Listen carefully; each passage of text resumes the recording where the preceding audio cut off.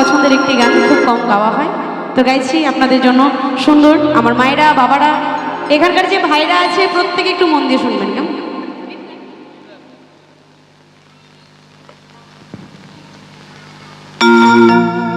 তো এই গানটা খুব পপুলার একটি গান, গেয়েছিলাম, অনেক ভাইরাল হয়েছিল।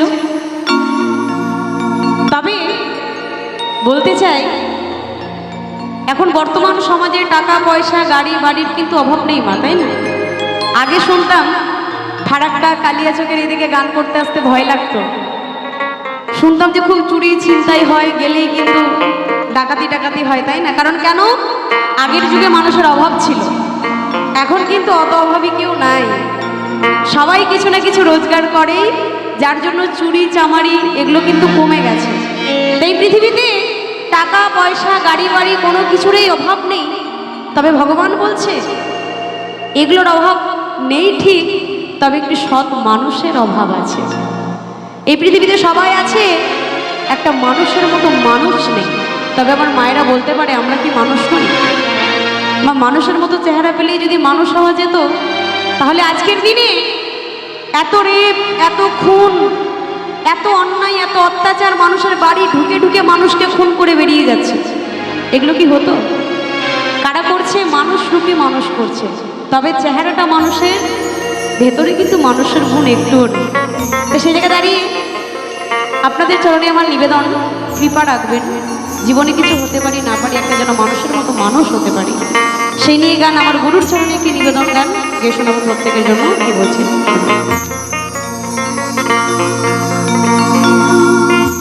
নিজেরই দোষে দয়া ভাসি আমি আজ অকুলে,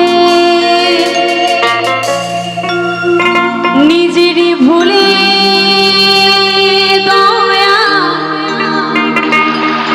ভাসি আমি আজ অকুলে, কি করে মানুষ হব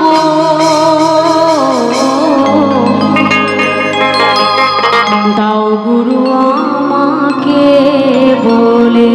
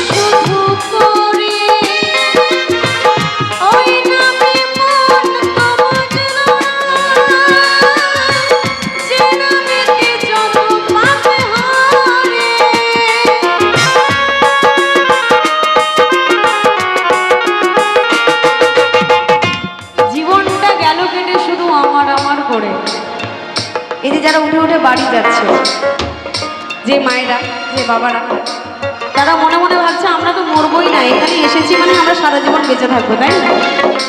তার জন্য তো মায়ের সংসারে চলে যাচ্ছে ঘুরে। কেন?